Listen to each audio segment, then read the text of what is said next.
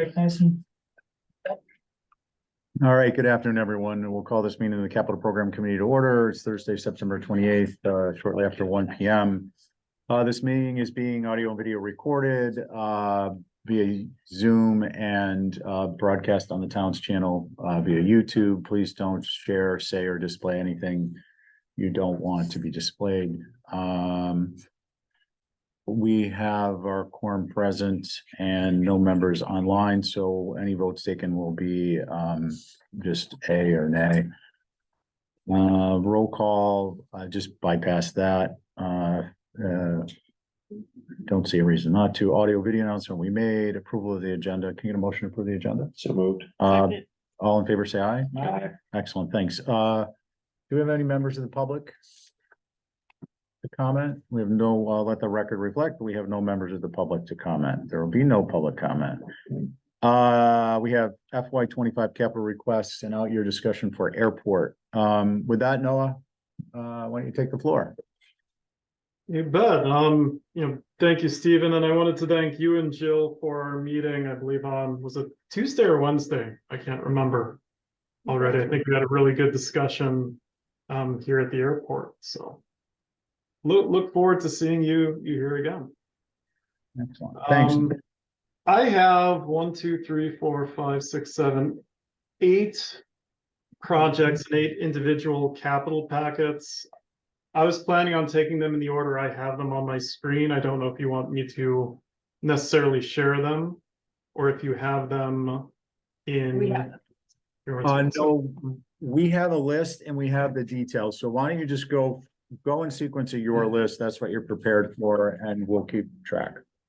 Sure. So I'll start from top to bottom. My first project I have for you is replacing the ramp high mast lights with an engineer's estimate of $700,000. This is an airport improvement program project. So it's eligible at 90% federal funding, 5% state funding, and 5% local share.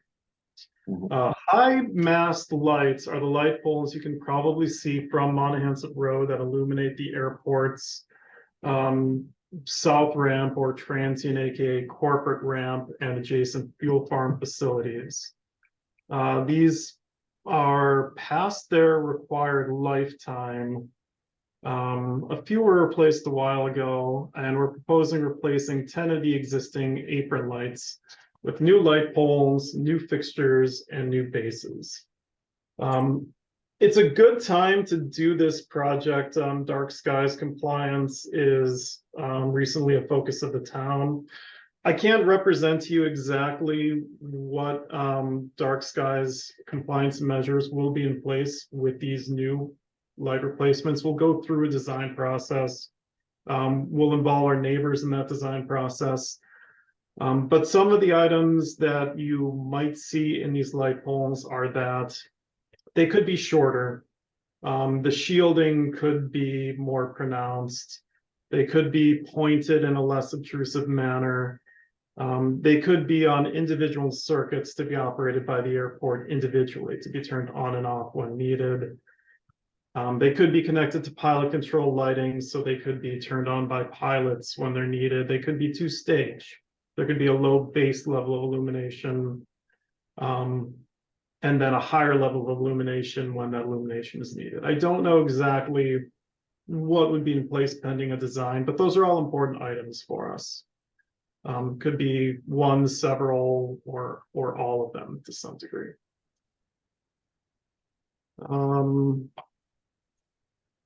Yeah, other than that, I can refer to the cost estimate provided by the engineer. That's available in your packet. Of course, 95% would be grant funded. Any questions on high ramp mast light replacements? Just a comment. Go ahead. Because we met with him and so they're gonna move to LED. I didn't hear him say that, but that seems like a critical part of it. So they have halogen now. Yeah. Yeah, so I don't want to say they are most likely to be LED. I honestly can't imagine they'd be anything different. But most likely LED, unless there's something new in 18 months. Hey, Noah, for the folks at home, why don't you speak to the clap on, clap off feature? Yeah. The clap on, clap off feature. So, specifically the pilot control lighting or the individual? Yeah, just, I mean, just some of the features, I mean, it's Sure. understanding So- what, Our airfield lighting now is on what's called a PCL, or a pilot controlled lighting circuit. So the runway and taxiway lights, an incoming pilot who's operating after tower closure hours. Through their training, there's a key sequence on their mic that they can use that raises the lights, that turns them on, and then additional clicking sequence that can raise the intensity. It's possible that we could cue these lights into the same pilot control lighting frequency, or a combination of lights, as well as control them, basically each light pole individually on an actual light switch. It's a little more complicated than that. It's like an iPad that you mount in a house now, but it's part of what we call an ALCOMS, or an airport lighting control and management system. So it's as high tech as, a new home construction could be. thanks. The other comment just on the dark skies, and the light switching individually, these are on the, what orientation is this? Cardinal point, Noah? I want to say it's, Yeah, so I'm turning to look at a different map here. The light direction is to the southeast. so in the parking ramp runs, southeast, northwest. What's the direction of that ramp that they all park? The ramp, I follow what you're saying. The ramp longitudinally runs, as you indicated, southwest to northeast. Okay, so that corner, basically, you just be able, because on a seasonal basis, some of those areas are not utilized, based upon the volume, based upon wintertime, it's slower. So it's just, the idea was that Noah was saying is it's easier, it's more useful, and with respect to dark skies perspective, to not just have the whole queue of lights go on. They can be used as they're needed, in addition to having them mic'd on and off. So just to mention it, because it is a new initiative for the town, and it's an important one, dark skies. So, all right, thanks. What you got next? I have our PFAS phase. It's not technically investigation part 2. That's what we're calling it for you, because it's our second request for appropriation. What we're asking for is our next appropriation of $4 million to continue our design, and not necessarily design, but our implementation and execution of our PFAS management and mitigation requirements. We're looking to close phase 2 of our project now, and I'm sorry to confuse the phase numbers. But we've done an initial assessment and investigation, and now we are fully characterizing the site at the airport. We do have additional investigation activities over the next year. I can't tell you specifically how many soil samples or how many water samples that entails, because these results are adaptive. You do a round of sampling, you see what those sampling results show, and then you do another directed result of sampling. But we're looking to conclude that phase and move into a monitoring and remediation phase. So these funds are designed to move us through not necessarily those consecutive phases, but the next 3 years of those phase requirements, based off of our consultants' estimates and our specialized licensed site professionals estimate. So that's a very high level for now, and certainly if you have questions, I can answer that for you. Questions, comments? No, I've got one. The website you mentioned yesterday, I keyed it in, but I don't remember what it was. Can you share that with us? Sure, I'll put it in the chat for you too, but it's Perfect. ack-pfas.com. Can you explain what work you've done to date before this phase commences? This is Howard. Sure. So we have taken approximately 500 to 600 water samples from around 80 to 90 individual wells. And probably on the order of 400 soil samples. We have connected, well, I'll start chronologically. We've provided bottled water to around 50 homes. We've constructed 10,000 linear feet of new water main, and we've connected 25 individual residences to either that water main or to pre-existing water mains. And there's also an interim step in there. There were 21 or 22 point of entry treatment systems that we installed. So in addition to that, there's administrative expenses, legal expenses, purchase of our own internal filter material, and just ongoing assessments. Each project now that we do has a PFAS evaluation component that we've expensed that previous, in some cases, expensed that previous capital fund. Noah, can you speak to the utilization of the website for data? Yes, so the website, and I'm sorry I got distracted about the chat. All of our required material as well as additional supplementary material we put forward to the public through that website. So there's a listing of both our formal documents, most of these are called IRA status reports, as well as additional, focused reports, summaries, copies of public meeting transcripts, things like that. Thank you. Just for people at home. Brooke? So, this is $4 million. How far does that get us? What's down the road for this effort?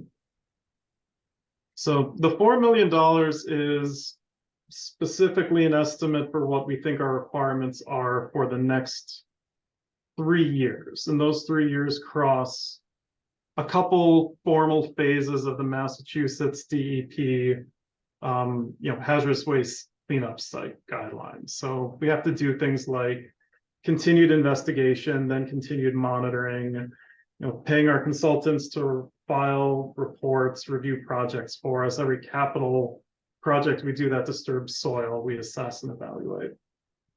And eventually Brooke will move on to sort of what's a final, documented remediation, but I think that's going to be outside of this 3-year portion. Site closure. Howard? So if this is a 3-year program, can it be funded in 3 installments?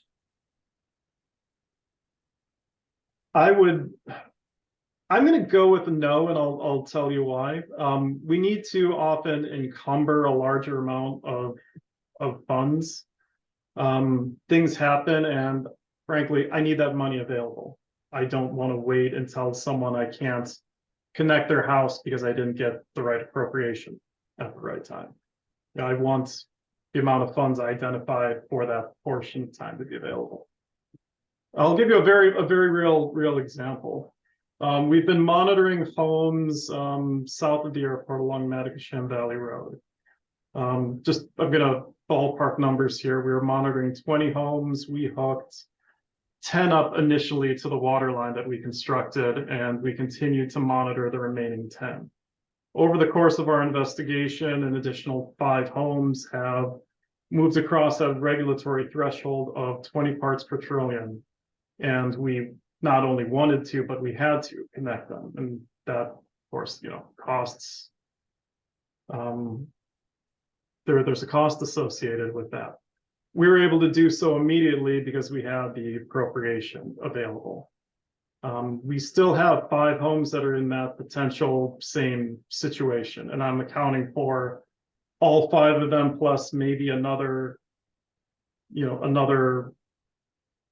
set of projects. So I could break those out and say, well, maybe we only have to do 2 every year over the next 3 years.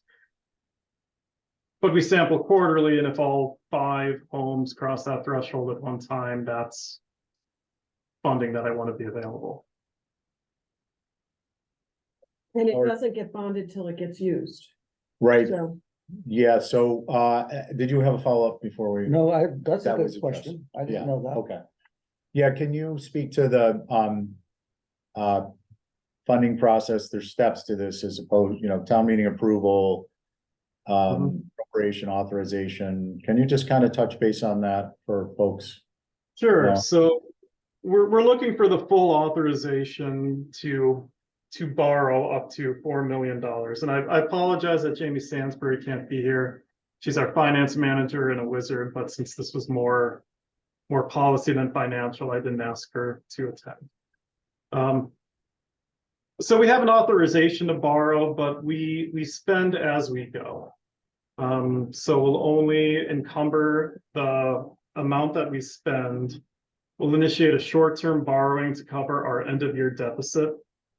And what we've done in the past is we've applied airport retained earnings to our project. So even on our previous authorization of $6 million, I don't think we've bonded more than 2.2 million, or plan to bond more than 2.2 million of that, if at all. So the goal is PFAS debt is bad debt to take long-term because it's never going to generate revenue to repay for itself, like a ramp or a runway or another facility. So we try to avoid taking those items to borrowing at all. I hope that answered your question. That's from my knowledge level. Yeah, so my takeaway on that, Noah, if I may confirm or correct, is you guys get authorized, you borrow it as you need it, you do it in advance, you don't do it long-term, and as a result of working to pay it off out of your retained earnings, which actually, by the way, this for new members is how the airport typically addresses their capital expenditures. It's an enterprise system, right? Yeah, and they always shoot for as opposed to bonding it out and amortizing it over a number of years, they always shoot to pay it off with retained earnings. And does that cover it, Noah, in a different way of saying it? Yes, it does.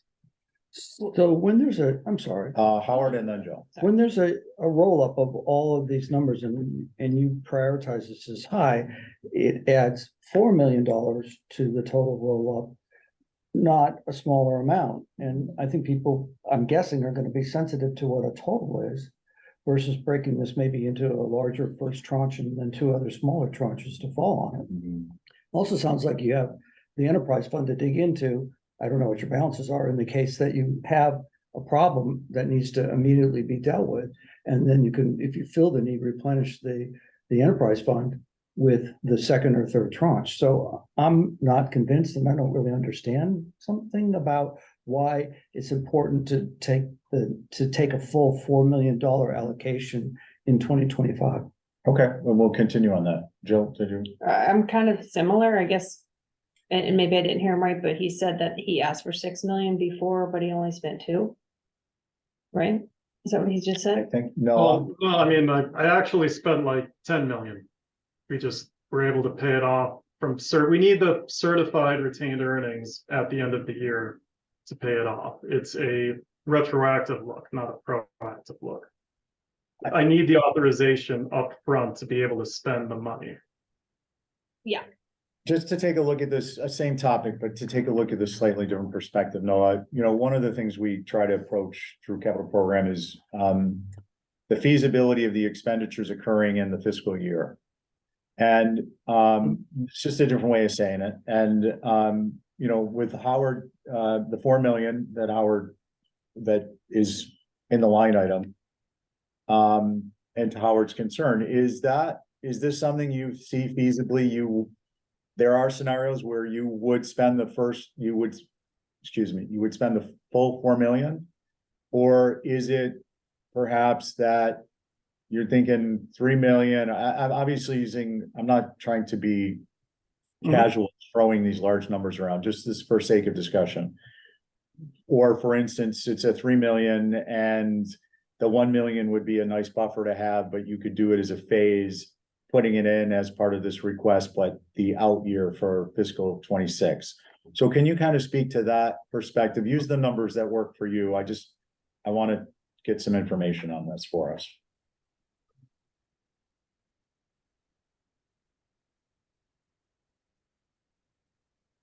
No? Yeah, no, I'm sorry, I'm just scrolling down to. Oh, my- okay. It was in deep, I thought he was in deep contemplation. No, So he's got his hand on his He's chin. giving you a So- good end. So of the 4 million, 2.4 million of that is devoted directly to LSP services. LSP is the acronym for Licensed Site Professional. They're the specialty subconsultant who is authorized by state regulation to act in Mass DEP's place. Mass DEP doesn't have enough people to manage all of the hazardous waste sites, so they've actually spun that all out privately through the LSP designation several years ago. So the $2.4 million comes from the LSP and the consultant's estimate based on their burn rate from the previous 3 years. We usually do a spring and a fall sampling. That's just how it works. It seems to work well based on the timing of the data. There's a long lag time in processing because all these PFAS labs are overworked.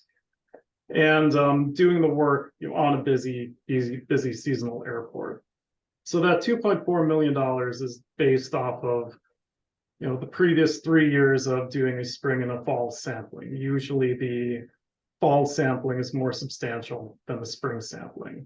Our annual sampling costs in a given year have ranged from 500, less than that, 400,000 in a year to about 900,000 in a year. It all depends on how big of a chunk you need to investigate in that actual year. So that's developed by the consultant based off of their experience as well as writing reports. We've identified a construction subtotal of, contingency of 20% based off of that to bring it to 2.9 million. Then we have additional general consultant services of 900,000. So I mentioned on each project, we take on additional work. Every time we move soil, we discuss how that soil should be sampled, handled, analyzed, stored, or otherwise potentially remediated. I believe that $900,000 number is a takeoff based off of our capital improvement program that we submit to the FAA. So at that time, we looked at the number of projects we had and their value, and we probably took a takeoff of a certain percentage. That's also marked up with a 10% or a 20% contingency, and collectively those come up with the $4 million.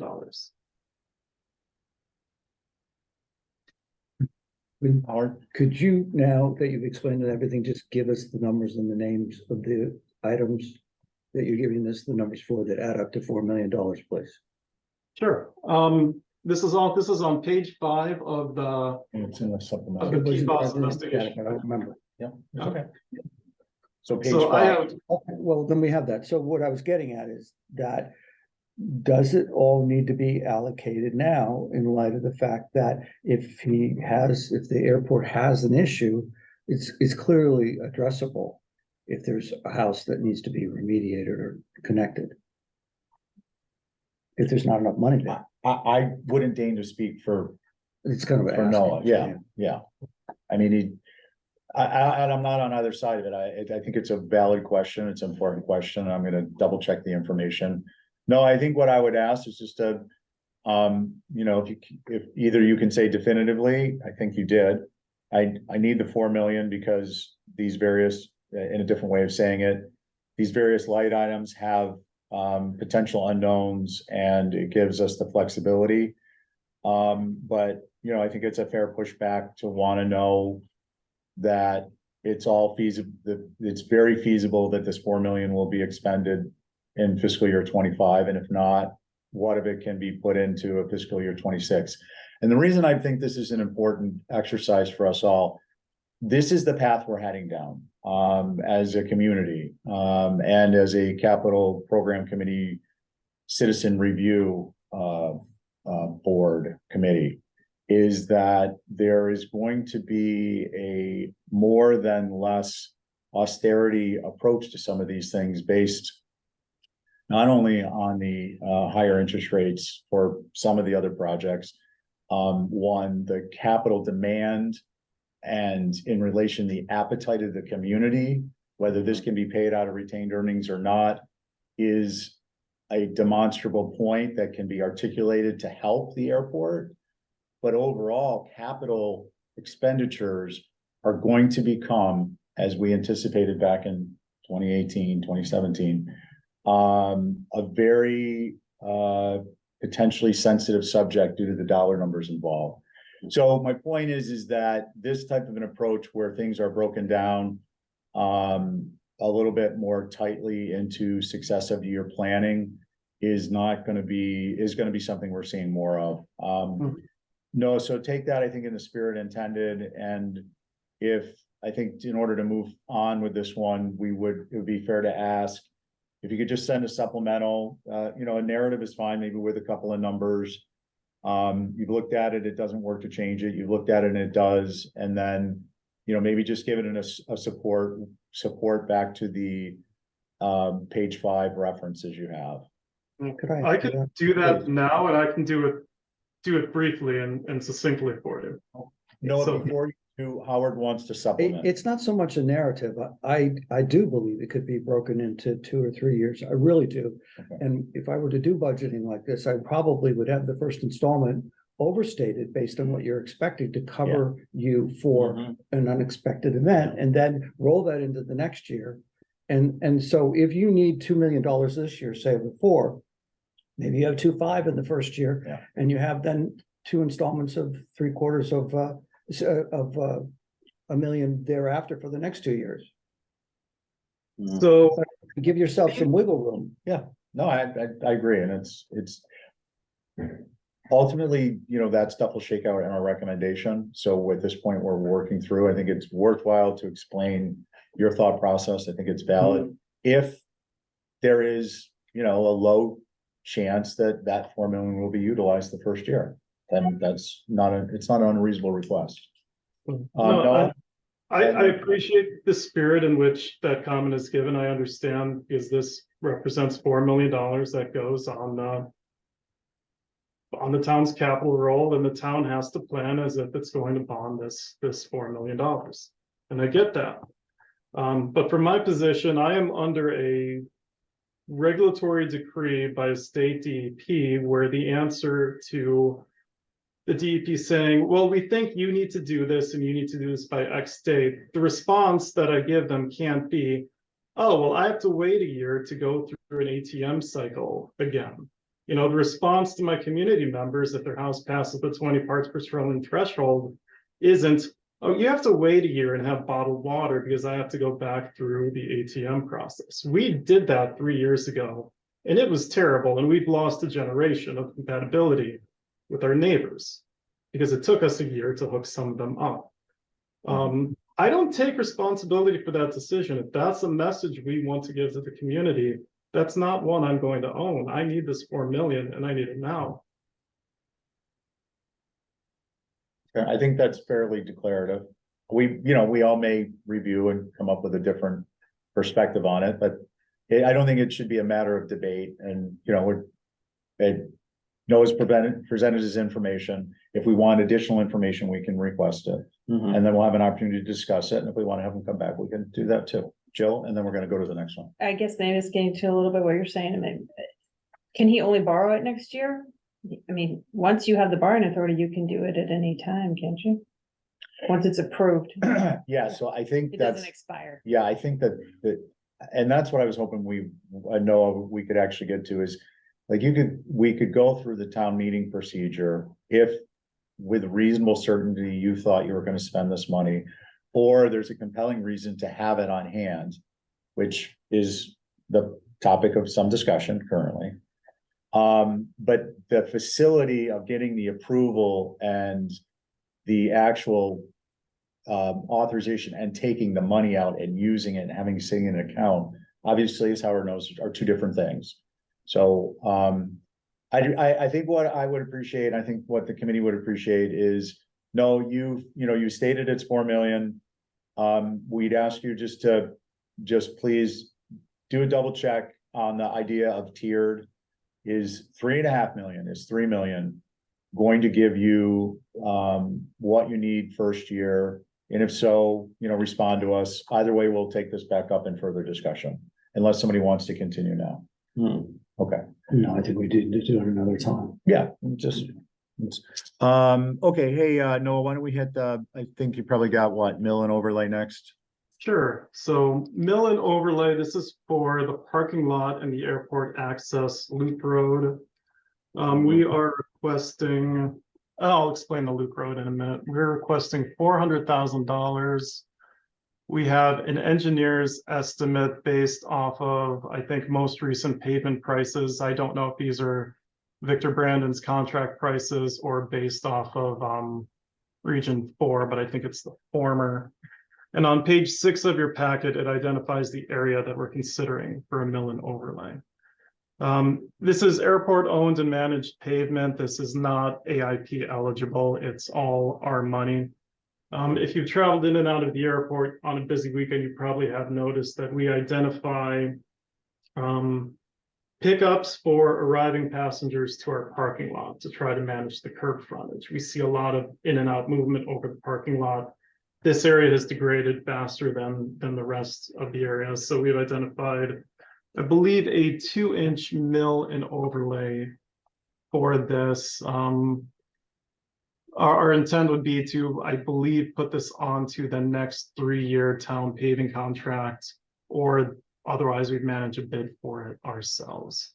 The construction estimate was $214,000 with it looks like $119,000 for soft costs and $143,000 for consultant management,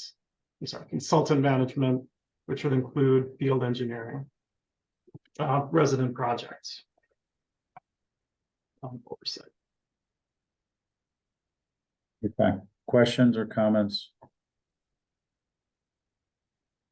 Okay. Noah? Next. Okay, so I have employee housing phase 2. And we had a good discussion at our meeting. I think I'm going to have some additional information for you. I'll put at the end of this that does feed into STM, but it's related, so I do want to address it, even though I know this is an ATM item. But what we have identified here for employee housing phase 2 is the set of, or the single duplex or the set of 2 duplexes that we cut out of our original project because of escalated bid prices. On page 6 of your packet, you see the original figure. I think we provided this to Capcom in about December of last year. At the top of the page, the orange box is where we have an existing $3.8 million appropriation for a dormitory building. For the orange box on the bottom of the screen, we want to design and construct the next phase, which would be up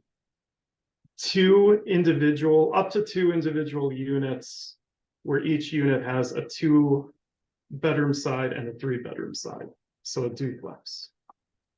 We are asking for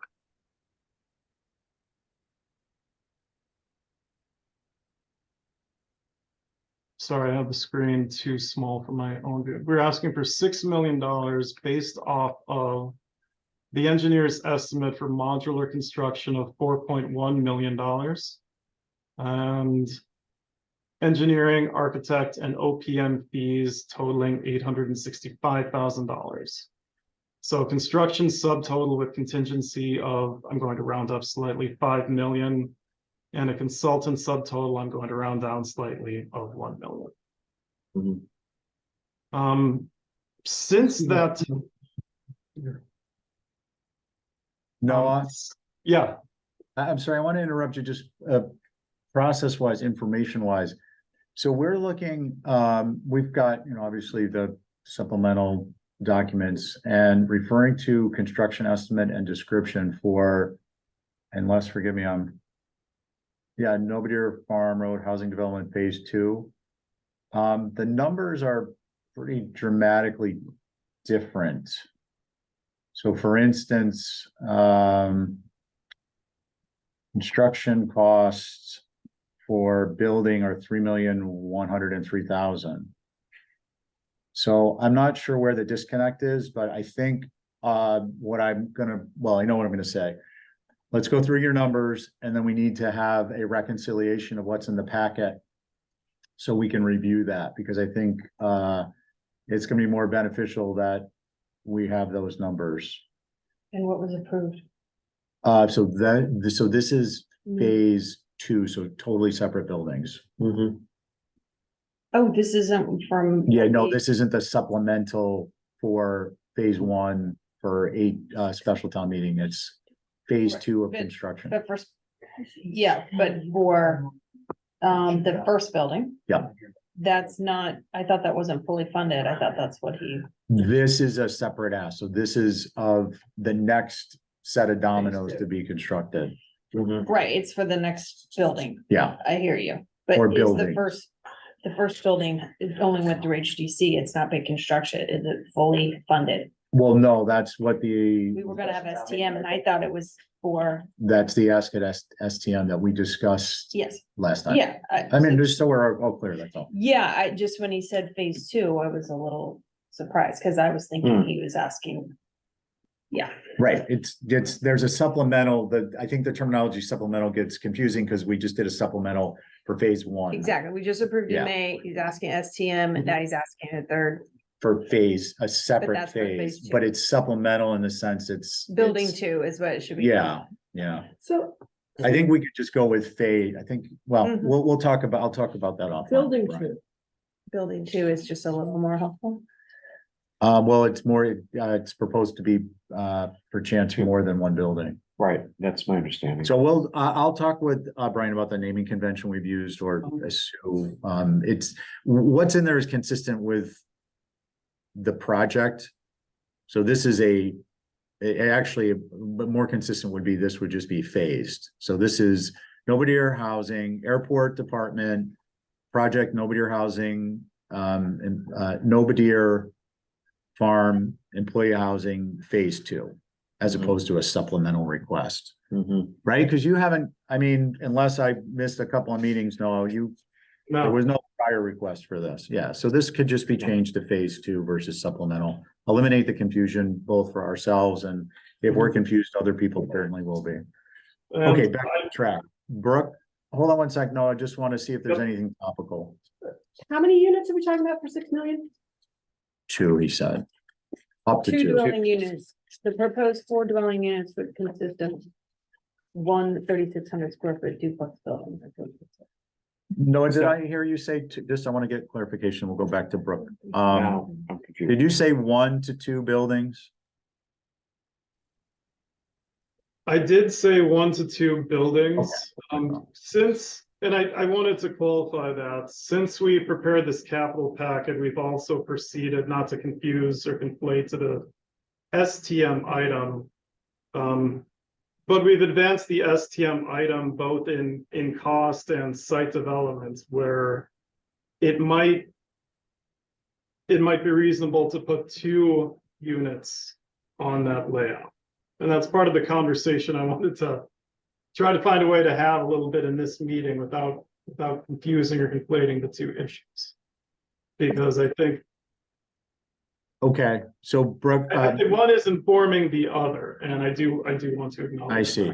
There is some linkage. Let's get some clarification or question from Brooke and we'll go from there. So I need some nomenclature clarification. Yeah. We have structures and dwelling units. And So we originally considered a single structure with 4 dwelling units, and now it's potentially 2 structures with 2 units in each for a total of 4 dwelling units. Are we talking about 2 dwelling units for $6 million? and Noah, just before you answer that, I think, given the floor plans I've reviewed, it may be beneficial to refer to sleeping units because these are, kind of set up as crew quarters, not to disadvantage or advantage anything, but just it's the number of bedrooms. But the first project was had dorm Yeah. aspect to it. Right. It's the same dwelling unit. Can you answer Brooke's question first, though? Yep. How many buildings?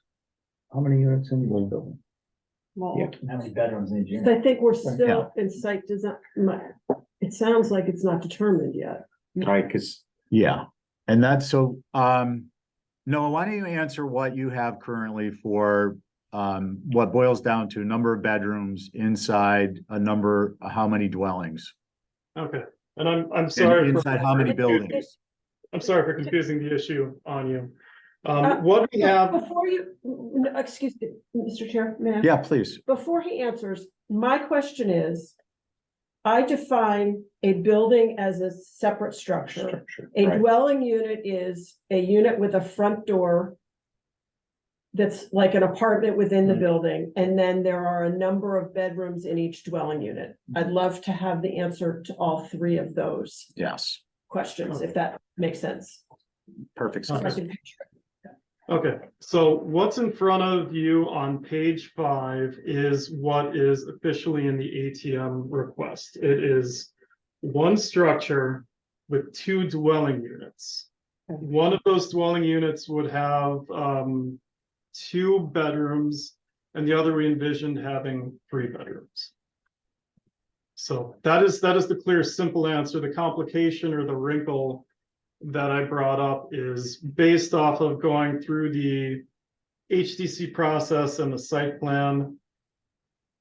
We're internally talking, it might make sense to split that into 2 structures that are possibly 1 dwelling unit each. And that's not something I put, through the commission yet, but we did change the site layout available to us a little bit to accommodate the dormitory in STM. So that's just being candid about how these 2 projects are feeding into each other. Noah, we're having some difficulty. I'm gonna ask you to back it up a Yeah. little bit. We're having some difficulty just processing how many buildings, how many bedrooms, how many dwellings, and how many bedrooms. I'm glad it's good. it's not It isn't everything at all. inconsistent with. It's, yeah, And part, Noah, if I may, part of the issue, I think, is the supplemental documents include well, 2 packets, yeah, one is, and one is, I think, an update. right. One's even more confusing because it has the header on it, apron lighting replacement. But gets into a proposed dwelling, so it just needs a little. So I rework. think what I'd like to do to facilitate discussion is have you please share your screen with a site map. Showing us, pictures worth 1,000 words. Show us if you've got it. I think I'm seeing it in the document you provided. And then we can at least, let's just get down to the baseline on what we're talking about, and then we can move forward from there. Okay, are you seeing my screen? Yes. Okay. So keeping it to not what might be, but what is in front of you is for ATM is a single dwelling. I'm sorry, single structure. with Thank you. 2 dwellings. The dwelling, from using the Brooks definition of dwelling, a dwelling is something that has a door to the outside. So this single structure will have a left and a right dwelling, where the left one will be a 2-bedroom unit and the right one would be a 3-bedroom unit. So one dwelling consisting of 2 bedrooms and 3 bedrooms to the tune of $6 million. Is that's how I read what you're saying to me? Structure. One structure, 2 dwellings. 2 dwellings. Correct. Yeah. 2 bedroom, 5 3 bedrooms. bedroom, 5 bedrooms total for a total of $6 million. And 5 bedrooms total, Noah? I thought I Correct. said 8. Okay. why is it there? That's, Okay, wait, I just want to make sure, like, this is like HTC. I just want to make sure we're all looking at and thinking about the Correct. same product. correct. And then I'll go to you, Joe. Okay, I'm gonna go grab the other thing from my car that we got yesterday. Okay, Okay. so are there, with Jill having a reservation for comments, can we jump into the meat of the discussion now with respect to cost and breakdown and so on and so forth? You guys comfortable with that? Yeah, Okay, I just want to make sure before. I think he should correct the text that he has in the narrative. Yeah, Because it's not, okay. it's totally not clear. It says two dwelling units, the proposed 4 dwelling units in the next sentence would consist of. So the first sentence says 2, second sentence says 4. Right, Then if you go down to the bottom, it's a little bit, 2 dwelling units. One unit with 3 and 1 with 2, and that's the definition of it, because it's really 1 building with 2 dwelling units. And 3 Correct. bedrooms, So- just what you said. No, along the lines of the discussion we're having at the table, there's 2 documents, both starting out with a capital project request form. One's dated 7/26/22, one's dated 11/29. I don't have my bifocals on 22. We need to, and with Sue, please, we need to just get the one that's not relevant removed, and then the one that is relevant, double checked for consistency with what's being presented here today, because in our evaluation, there's some discrepancies. But Can I say something? yeah, please. What I'm looking at in Plum is identical to what Noah is showing, so I'm not sure where you're seeing the other stuff. See the other stuff. Sue, there's a document that's called construction and cost estimate, and it happens to be the second item in the attached documents. yeah, And it happens to be the one that is obviously stale. In So, Plum, yeah, that's I where I only am. have one document under the current project. Noah, Jamie Yeah. Sansbury put this project in back in July, and everything that Noah is showing is I only have one attachment, so I'm not sure if you're looking All at right. yeah. another one. So what I'm looking at, just we're gonna, Yeah, could Yeah. you tell me the project number? yeah, I'm looking at Nobody Farm Road Housing Development Phase 2 Construction Supplemental Documents. Nope, it's employee housing phase 2, identical to what it shows on the report attached to the agenda. Right, but if you go down just a tad bit, all of a sudden, there's this new entry marked apron lighting replacement, He said that. which has a dwelling Right. listed on there. I'm guessing you just didn't change that And, from the previous. yeah, but the total cost on that is 4,132,000. I don't know if it's, Which is the subtotal. I'm afraid that may have been, I don't know if that was That sounds cutting like and the dorm. pasting or whatever. No, I'm, Supplemental. hold on a second. Yeah, I'm sorry. I'm looking at the document that says,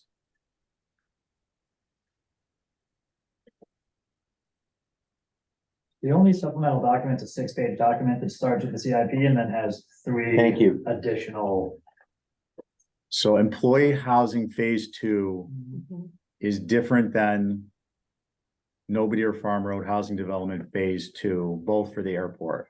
what is the date on the nobody? I'm sorry, I don't have that one up. I also don't even see And I that. don't know Um, if you can see that, that might be. You know why I'm seeing these, Sue, is because I think I have a different level of access. I think you're right.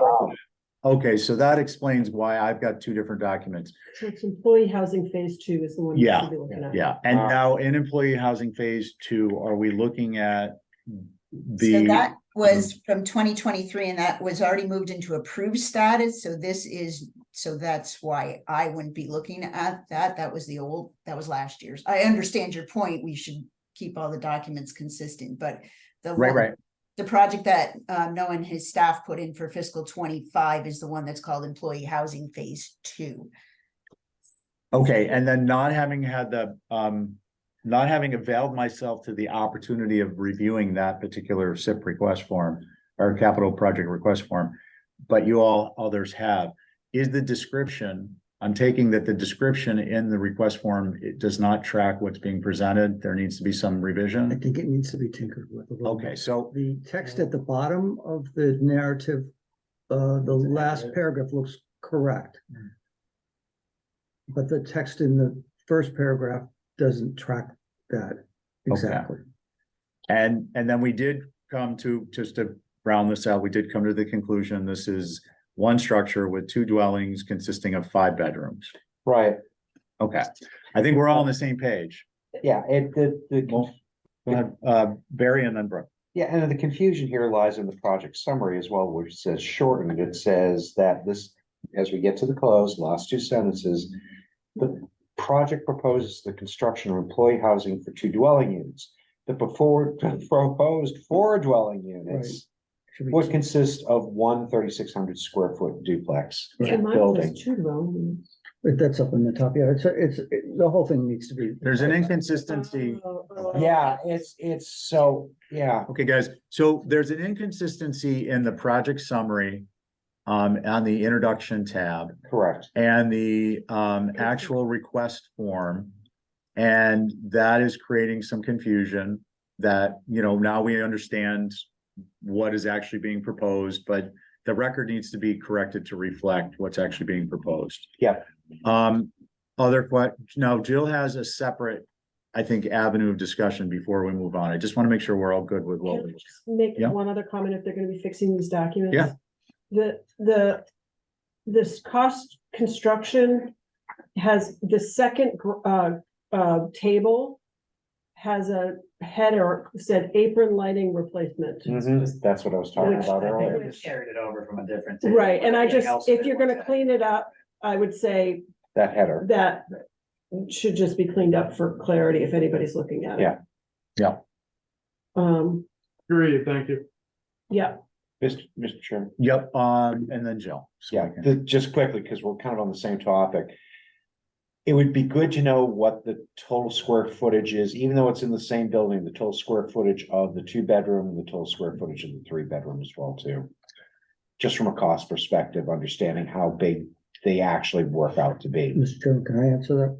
Yeah, because that, So he said in this text that there's 3,600 square feet. in I those get that. buildings. So if you just do the quick math, you know, it's $1,700 a square foot here.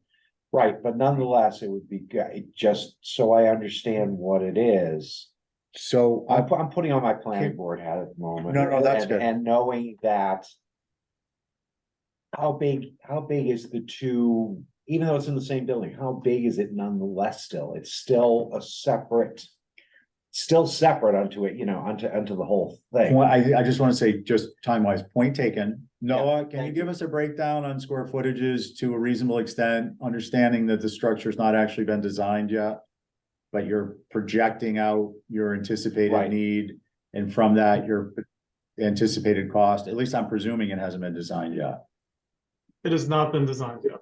Okay, Good, so can you okay. when you supplement, when the request form is kind of like tweaked. And can we just add the additional information with respect to categories of use is what you're looking for? Basically, you're looking for bedroom square footage versus habitable space. Otherwise. I'm actually looking at whole habitable space. Yeah, Yeah. okay.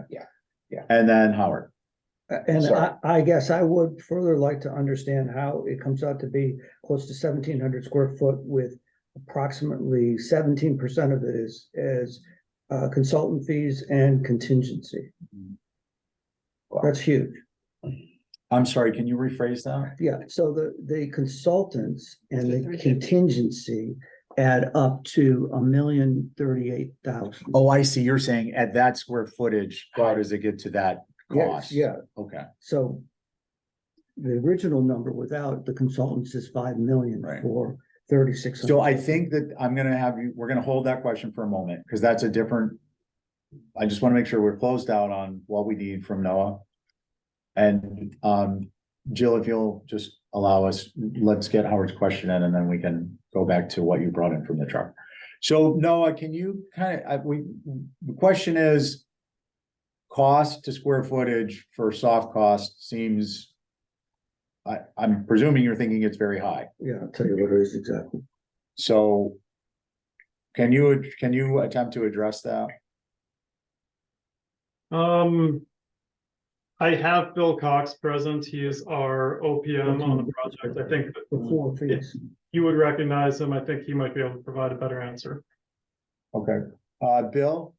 Good afternoon, everybody. Can you hear me okay? Yeah, Yes. It's not Yeah, bad. so just to kind of defend Noah's initial estimate of this, the project is not designed yet. So what we need to do is we need to determine the remaining area that we have from what you have seen through the HDC process, originally that diagram that you saw that was presented a little earlier had a small road coming in with a box, which is a dwelling unit on the north side of the road and one on the south side of the road. The phase one of the project, we are doing the modular housing that you've seen, which gives us significantly more bedrooms than we were originally thinking when this project came through initially. So rather than breaking it up equally between the north end unit and the south end unit, we are looking at the existing available space that we have in order to make the dwelling unit that you see before you. With escalation of costs and the soft costs especially, we hope that after we've done phase one of this, we'll have a significant inroads to where we have some cost savings on the phase two. We have higher costs on phase one because we're running 500 feet of new sewer line. We'll have the water line and new hydrants coming in on that phase. So this initial estimate, when it was done a little while ago, it just kind of gives us a broad brush of what we're requesting. We are hoping that all those numbers that you see will not be as high as what you have there, but we do have additional phases, as you know, that will continue throughout the life of the project. Some of it's going to have to require the environmental aspect of continuing with that. So we're hoping that we have funding left in this second phase to continue with the environmental aspect to eventually give you that view that you saw a little while ago with the 12 original units, 11 or 12 units in that parcel. So the square foot numbers comes out just on the construction about $1,100 a square foot. But when we go through the design process, what we'll look at is we'll look at the possibility, how many bedrooms can we actually get for this and what makes the most sense. We hope we do the same thing with our modular construction and make it as cost effective as possible. We want to come up with a solution that we can then cookie cutter these into the future development. And obviously we'll now have a design for the multiple dwelling units for what we're doing for phase one. If we have a design for phase two, obviously that goes to help us when we design subsequent units. So the soft costs keep coming down as we go through the development. And as we said in the meeting yesterday with you, had we looked at this as a large scale development and said, let's do 12 units, we would obviously be getting a much lower cost per square foot and per bedroom, but we just don't have the feasibility to run with that at this stage. So what we're trying to do is come up with a solution that gives us a phased approach that gets us what you see in front of you for current phase one. You see this one, which is going to be phase two. And subsequently, we hope we'll have continued phases, but that will require a much larger effort to get the environmental permitting to allow us to do that. And hopefully that answers your question. I'm going to let Howard respond to that. Thank you. That was really helpful. And I see your schedule. That's not titled right, but it is helpful with excavation, et cetera. Questions. When do you expect to break ground for this? It won't be until after we're complete with the construction for phase one. So when would that be? I'm not familiar with phase one. We are assuming that if we get phase one to our current amended schedule, we would be complete with phase one, hopefully fall or winter of 2024. So with the appropriation to be able to go through this design phase, we'd like to start this design phase in in January of 2024. And we'd like to have it designed, put the project out to bid so that we have true 100% costs and a bid in hand by hopefully by the end of August next year, so we can proceed with the project. And the way procurement regulation says, we have to have the appropriation and the money in order to execute a construction contract. I understand. Brooke? Couple of questions. That timeline seems very aggressive It does. in terms of completion. Watching what's happened with other projects on the entire, just saying, but, there's a lot of buildings contemplate, when we talk about allocating site planning and soft cost across multiple buildings. It's a great argument, but who is permitted to live in these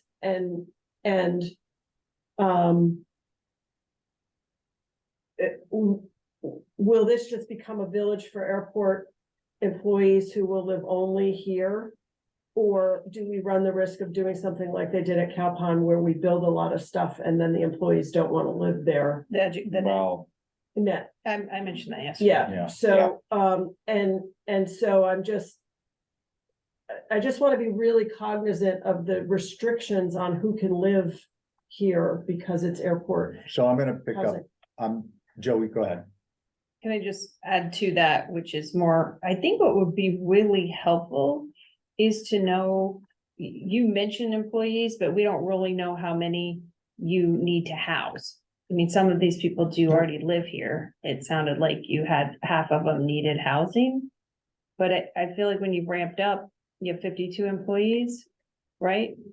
And this looks like it's gonna house a lot more people than that, so I guess that's what confuses me, just on a really basic. And it would be great if there was some sort of document narrative to say, this are the employees, this is where we have gaps, this is where we really have to step in. Yeah. On a big level, looking out even 10 years, if Yeah. 15, 20 years, if that helps you, that would help me. Along those lines, no, and we talked about this a little bit. Well, two things. I want to back up on the dollar numbers. Yesterday we reviewed the concept of presenting line items by summary and then detail for both the supplemental for special town meeting for phase one. And I think as a consequence, although we didn't dig into phase two, for this project too, so that there's a easy breakdown. And instead of looking at design soft cost as purely the number of bedrooms, which, you know, given the information, that's what we're looking at. So we get more information, we can have a little bit more informed, just breakdown in our own minds and discussion. So that's number one. Number two, the restrictions on use really drove a lot of discussion with phase one. I think that phase two and phase three, and I don't know how many phases there's going to be, but once you drive into phase two and it's formally recognized that this is a multi-phased, multi-dwelling, multi-structure, multi-dwelling development, Jill's comments really come into focus, and the concern of, I think what would be very helpful along what the lines of Jill said differently, is to have a narrative of the vision of the use of the dwellings of the property, this particular part of the parcel. And what you're, due to the fact that there's restrictions on who can stay in them. In curling, you have a plan A, that's what you go for, but if you don't, you've got to have a plan B, because if your plan B makes you worse off by 3 or 4 turns than what your plan A was, you're done. The game's over. So the match is over. So no, I think what we're looking for specifically with regards to the restrictions is what, you know, like a well thought out plan in terms of what elements need to be in place. If if the FAA will consider that other fire personnel island-wide would be considered for the purposes of this housing. I'm not saying they will, but I think you said they would. Allowable to be in residence. what types of agreements would need to be in place? How does that work with the town? And I'm not saying, you know, you need to give us an agreement that the town is gonna get involved, necessarily, but just, I think, given the dollar numbers, there's a higher degree, given the restrictions on use and the overall dollar numbers and the escalation in dollar costs for soft and site development by doing this in phases versus a traditional development wherein you do your site, that you do your plan, you know you can move these modules, these structures with dwellings and bedrooms around, but you do the whole site plan. You get your costs for your sewer development, your utilities development, the whole 9 yards, sidewalks, landscaping, and you kind of move forward, and then you have an economy of scale with respect to cost. And part of that economy of scale is on Nantucket is an economy of mobilization to some extent, because they're here and they're invested and they're under a contract. And the other part of them being here and invested under a contract at the beginning in today's environment is you're also kind of ameliorating some of the inflationary costs by waiting to do this work out over a 3 or 5 year period where the inflation from 1 year is compounded into the next. So 3 years from now, at 5% CPI on construction costs, let's say consumer price index isn't, you know, I understand it's a consumer price index, but let's use the consumer price index. That's 5% per year, but it's 15% over 3 years. So the costs are going up.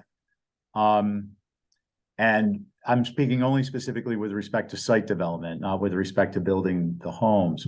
So this, in my mind, without having gotten into some of these details last year, is why it was important to have a thorough, well thought out site plan, because in my mind, I anticipated that the development would occur under the traditional methodology. The other part of that I just want to mention is you're going to have people in there, two things. You're going to have people living in there, and it appears that the way this is laid out,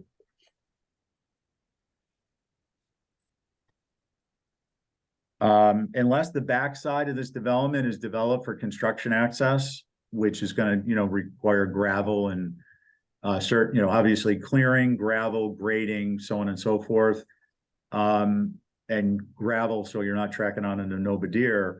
You're going to have, as each of these are constructed, construction travel on a regular basis going through the whole development. So I think there are, for the reasons we stated, we need additional information on the site development concept with respect to timing and no, I get that your retained earnings are paying for this stuff, so it's not like it's a interest rate borrowing against the town, but I think we need bigger, right now we're getting 50 feet up and we need like a 500-foot view of this project. Is that a fair request in your minds? It is. It also addresses the cost per square foot issue because you're breaking out the cost of common facilities and common infrastructure from the cost of the singular building that has 5 bedrooms in it. Yeah. And you're also potentially reducing. So, and if you look, Noah, if you guys have, for whatever reason, you with Bill and the commission have this strategy in mind to be doing this, and I don't mean this in a derogatory sense, but piecemeal, it's fair for us to understand what's the rationale there. So if I presume you have it. I'm not asking you to give it to us this moment, but I think that this is one, now that we're going to phase 2 and we see that there's going to be multiple phases, and for all the reasons we stated, that we need some more on this one. Jill, and then I'm going to make a suggestion. And then just in that, if I still thought they needed a little more money for phase 1. That's what I heard too. Right. That's what STM was about. Can I separate that for just a minute? Yeah. So I can put some closure to this for a moment. I think where we are is we're not going to get to the point for our final, for our review and recommendation without additional meeting with some additional information. So if we were at the HDC, someone would motion to hold for more information. And that gives it gives the department head, NOAA, the airport and the commission an opportunity to kind of figure out how they want to approach this. And then maybe there's some interim communication and we schedule you for one of our in one of our placeholder calendar items for Mhm. this particular request. Mm. Is there any concern about that approach? No, that Okay. seems like very rational. No, I think that's where we're gonna go with this one. I know it may not be what you would hope for, but we will, we will talk some more. Perhaps through Sue and, about scheduling, and if we need to. Clarify what it is we're looking for, I'm happy to be involved in that. Because I do want to move on to your other requests. We're at Yes. 2:15 and, we're not gonna solve. Just like we're not gonna solve the problems of the world in one meeting, we're not gonna solve for this potential one or this particular one today. Mhm. Can we move to grounding and lighting protection system upgrades, if that's next on your list? Yes, and in lieu of any comment from Mr. Cox or myself, I saw my chair's hand raised, if I could. Oh, if there's please. time to reserve recognizing him either now or at the end. No, Art, if he wants to speak topically on the housing, please do. No, you've moved on. Excuse me, Mr. Chairman, Arthur Gaspar, I'm Chairman of the Airport Commission. Don't want to belabor the point at all. I'll hold my comments. I just would let you know that the commission can work with NOAA, understand you need the information. There is a vision. I think we can answer some of your questions. I understand why you'd like to see some of that, and I think we can.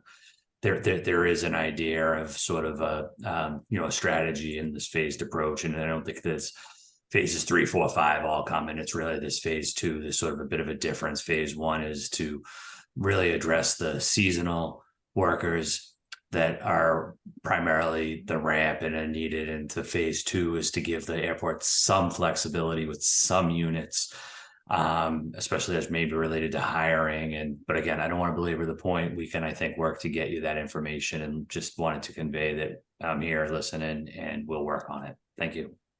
Okay, thank you. And Jill? One more question is, I thought that they didn't have approval for environmental, like MIPA. Right, and I think, I thought they only had it for the one site. right, so, so we talked about MIPA and environmental, and, if I may, just because I want to facilitate moving this, where Noah confirm or you can correct, just, I want to bullet it down. The MIPA will be done for phase 2 as part of phase 2 soft costs. Part of what we're asking for in terms of the vision and the timing is an understanding of how the MIPA review, as well as other costs and logistical matters, fall into the overall phase development.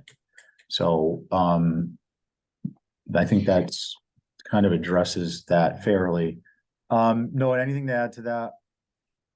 No, I mean, I look forward to providing that during the narrative. The MIPA question I can answer very quickly. Please. This box that says limit of disturbance, that is the extent of the MISA approval and permitting. So it's both the STM dormitory project and the topical one right now, the ATM duplex. Anything outside of this limit of disturbance has not been approved and permitted and would need to. Okay, fair enough. Next up is the grounding and lighting protection system upgrades. Yes, so this project, this is a self-funded project. We are requesting $139,000 to study and design a grounding and lighting protection system for the airport. Over the past 3 years, we've received, or we've been the recipient of a number of lightning strikes, which 2 years in a row around the 4th of July weekend have fried circuit boards for the control system for the fuel pumps and monitoring. These are expensive boards. They're $5,000 to replace, and they take the whole fuel farm system offline until we can mobilize a repair. 1 year we were honestly fortunate in that our contractor was on site to help us with this. We've had our consultant take some initial look into why this is happening. It's not just a airport problem, but there is an imbalance in the way these systems are grounded in Nantucket. It has something very scientific to do with the electrical potential of the grounding system into the ground and the soil adjacent. So we were trying to find out what we need to do and design that project. I mentioned the fuel farm specifically. We sell jet fuel. It's an important revenue component. It's an important service component. Every day in the summer that fuel farm is down, we can lose $100,000 of revenue. So it's substantial. But other systems are affected by lightning strikes. It's the access control doors at the airport hold room tent, as well as some vehicle service gates that are remote in our fence line.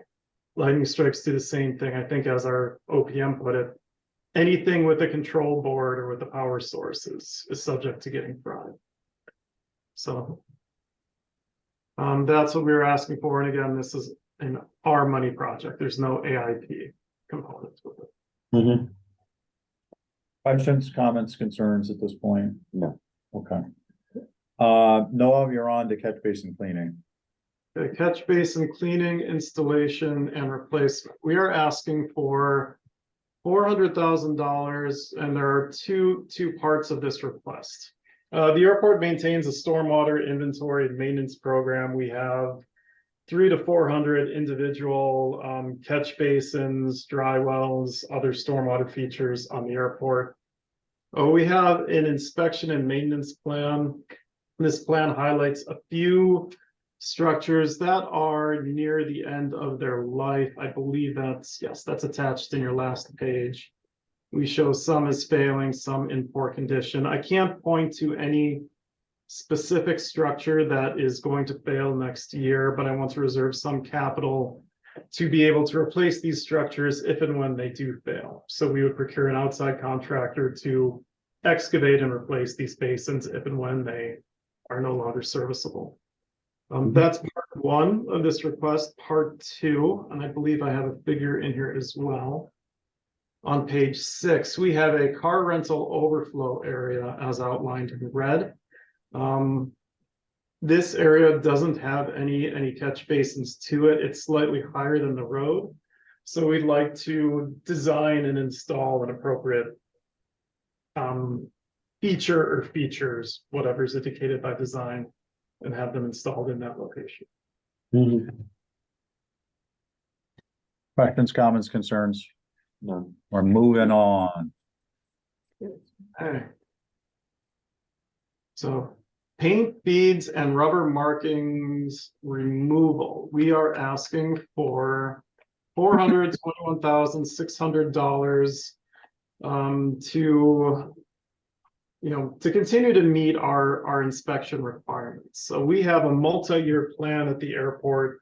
We rotate through runways and taxiways to remark what you've seen when you've flown into and out of the airport. There are surface painted hole markings, center lines on the runway. Taxiway edge markings and center lines. Over time, this paint wears off either by, mechanical action from driving over it, from snow plows, or as paint accumulates and we get up to 3 or 4 layers, we are required to grind down or water blast away that paint and repaint it. We have a well-defined takeoff that we use from our consultant. Unit quantities, we can estimate the amount of each marking, each line. We know how much paint costs, how much paint is applied. So we have a fairly accurate estimate for each year that we request on this funding. I think I mentioned it in our individual meeting. I'm going to stop saying it after this year, but in previous years, Mass DOT has hired a statewide contractor to come and do this work. Due to their funding constraints, they no longer do this, and it's fallen on airports to take on. This is not an AIP funded project, even though it is an FAA requirement. The FAA views it as runway and taxiway maintenance, and maintenance is the airport's responsibility. Okay. Any questions, comments, or concerns on that one? Runway 624 repair. No. Okay, so our runway 624 center line. Runway 624 is our main air carrier runway that runs from approximately Milestone Road to Novadear Beach. The runway was constructed as runways are with overlapping pavement joints. One of these overlapping joints is at the runway center line. The runway center line was also water blasted for paint marking removal several years ago. At that point, we noticed some degradation at that joint. You can also imagine that's where the gear tend to land for an aircraft. It has the most wear and tear. Oh, excuse me.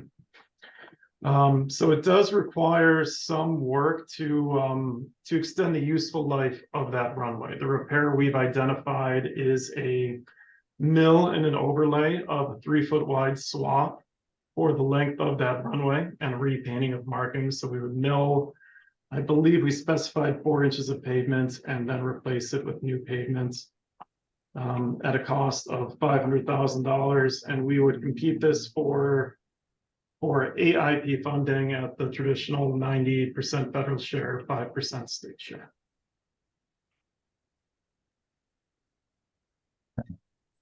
Thoughts, questions, comments there? Mhm. Okay. So, Noah, I just want to, I think it's just to reiterate in closing on the housing is, the idea we're looking is the vision, plan A and plan B, and an articulation of the extent and scope of the phases.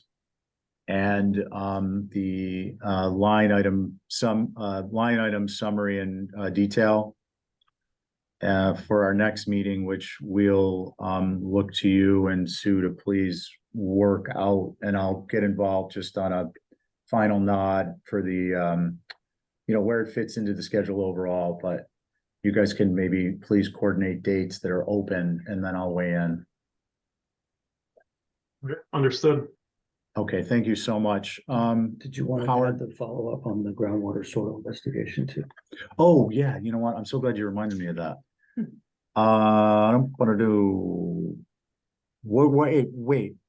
So I have a question, but you stated it differently. You said you wanted kind of a narrative to understand better. Gotcha.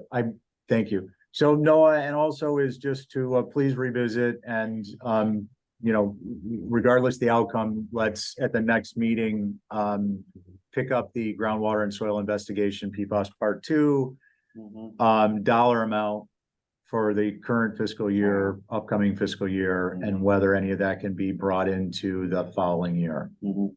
And the other thing I would like to see on that is, if you don't mind, and actually for all of these, you guys are, in a good way, repetitive in nature.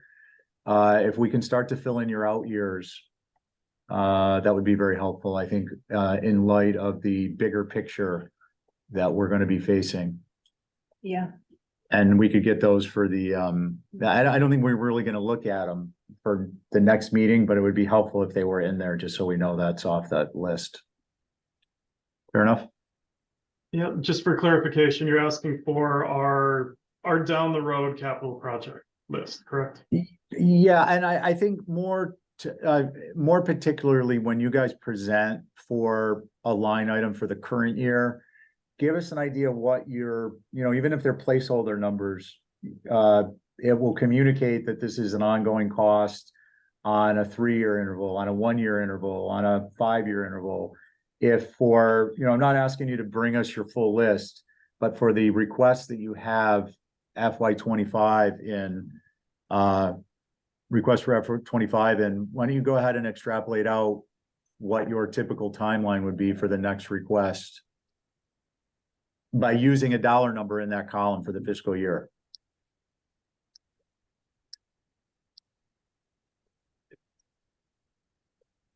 Good?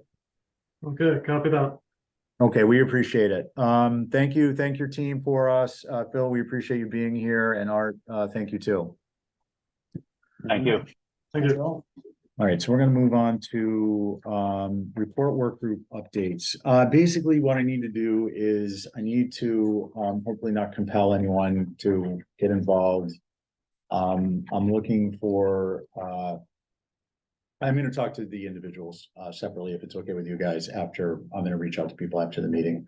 I don't wanna put anybody on the spot, in the group, I'll put them on the spot individually. Oh, okay. That's fine. So that's the update on that, and by the way, Not to answer your call now, so that's. yeah, yeah.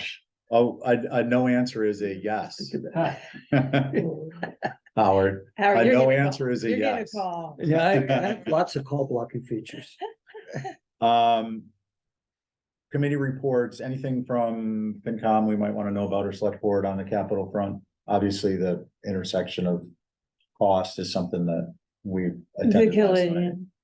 The collision. Yeah, I mean, that, there's all of that, and then, which isn't anywhere in this yet, is Yeah. coastal resilience projects, and I met with the land bank this morning on the Washington Street.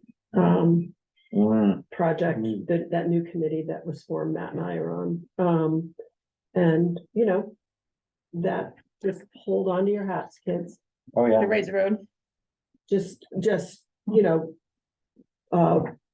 Planning for and investing in protecting. Critical infrastructure. Mhm. Is Yeah. that gonna force the finance department to vote?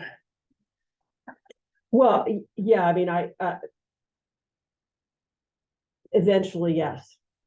Salt Marsh Finance, I mean, in terms of town buildings, Sure. what happens with but, you know, there's a great plan in play that coming along, you know, and that the collaboration is awesome.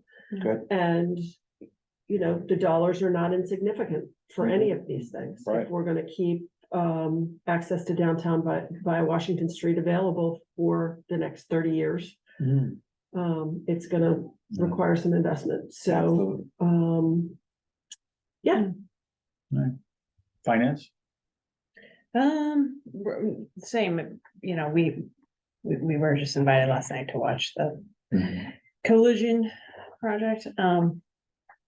And no, we're doing the special town meeting warrant article. Focus now. And so actually, you know, there's supposed to be some money in there for the airport, and then I think we're not, you know, addressing that yet, maybe, or I'm not sure. So, FinCom. we Busy meet today. today, and today should be our last meeting until right before special town meeting. We should be finished with our motions today. We did the short-term rental ones on Tuesday, and then today are all the other ones. Got it. And I have to make a little plug for the Fields money for Parks and Rec, so I always have to say that to you guys, because they need some money, and we need more fields. And when we as a group, we endorsed that last year, so. Yeah. No, that's good. Well, and it's on the warrant. Yeah, so I just encourage people to come out and vote for it. I mean, Right. It's made it all the way back there. well, it was a reminder to me about how we didn't support what we supported, right? And in May, like, I didn't stand up, and I should have, but it didn't even occur to me that people would stand up and be against, and, you know, I need to be prepared in November, and I hope all of you will too, Yeah. who voted for this last year. I think I think it is beneficial for the community, for capital program to stand up and comment. I don't necessarily think it needs to be the chair, although, I mean, if it's, I do it, but Yeah, we Well, just I don't think we ever need talk to- about it before. We yeah. never say, oh, hey, reminder, we supported this, so we need We've to never- make sure it gets supported. we've never really had a presence at town meeting, but and this is part of one of our. But we fully vetted that one. Regardless, if we make a recommendation, I think we need to be prepared, and we can, you know, very briefly talk about it as the dates draw near for town meetings.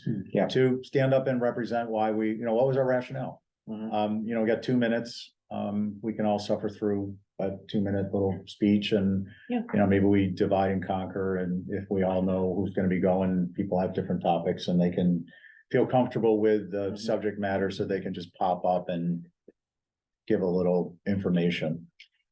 Barry, and then Brooke. So it's a different town meeting, and I think you're gonna have to start running under the assumption now that everything is gonna be called, everything has a potential for getting negative recommendations. Yeah.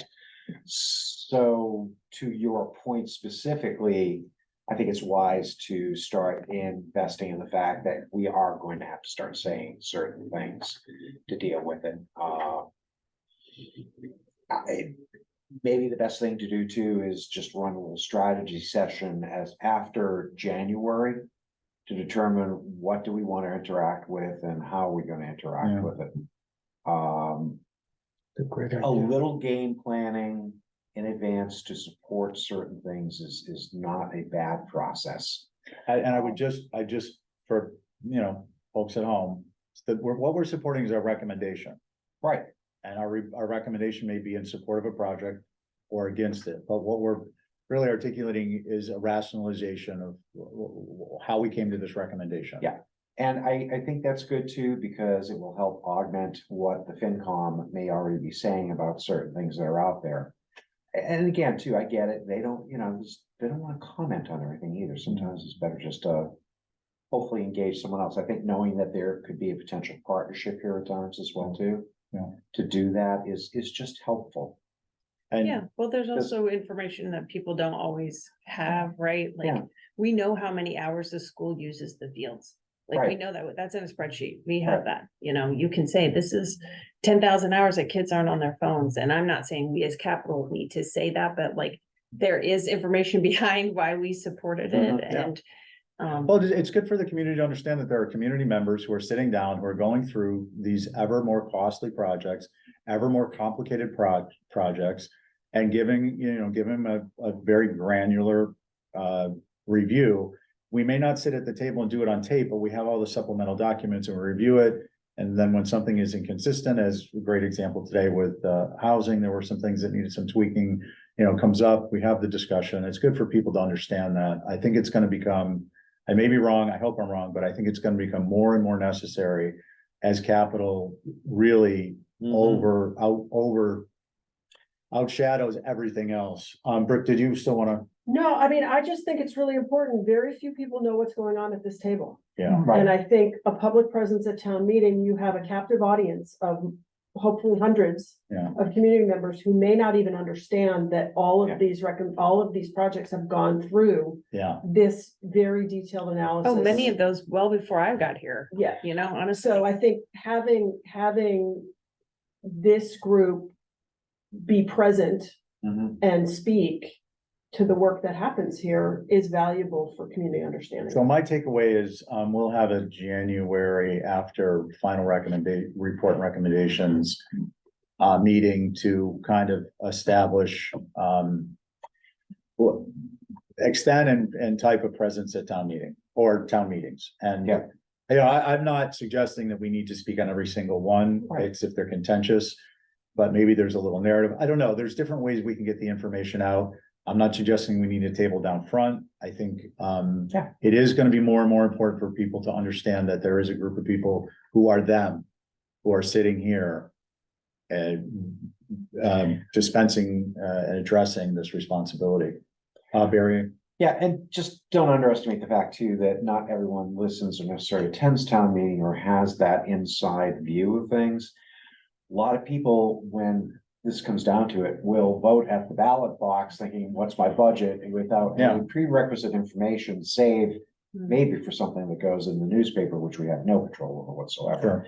So this may also be a platform too, to be succinct within 2 minutes, to be able to get that far out ahead on things and say, okay, when it comes time for the ballot box and you guys are all voting, this is why we think you should be doing it. Yeah.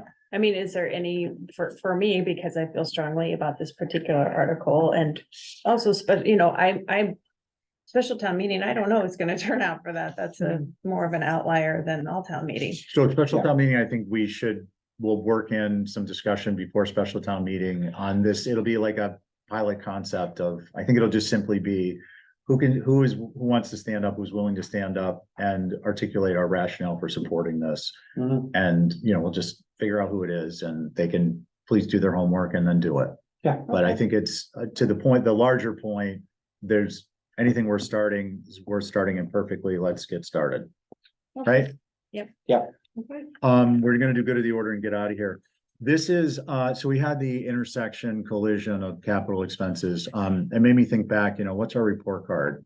Where was Capcom back in 2017 in its process? Peter was here.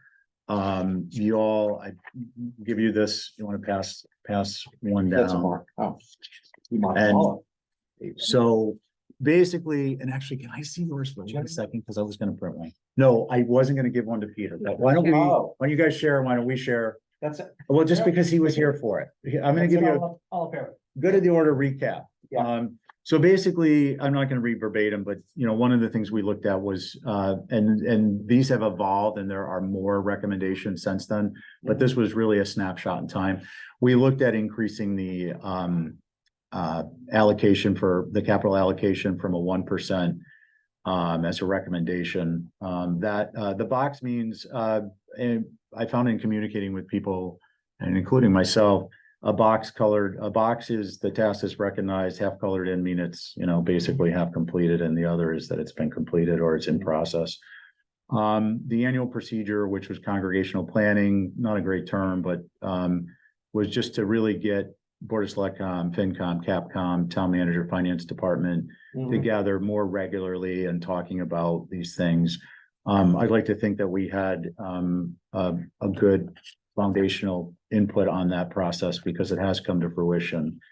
The timeline, we simply are evaluating and reevaluating our involvement and how it best serves the town.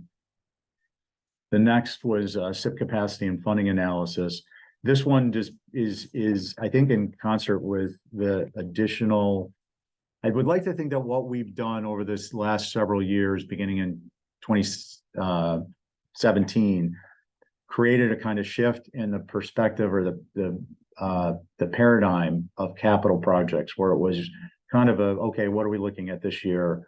Obviously, finance department is, you know, a mature finance department. They've been focusing on down the road.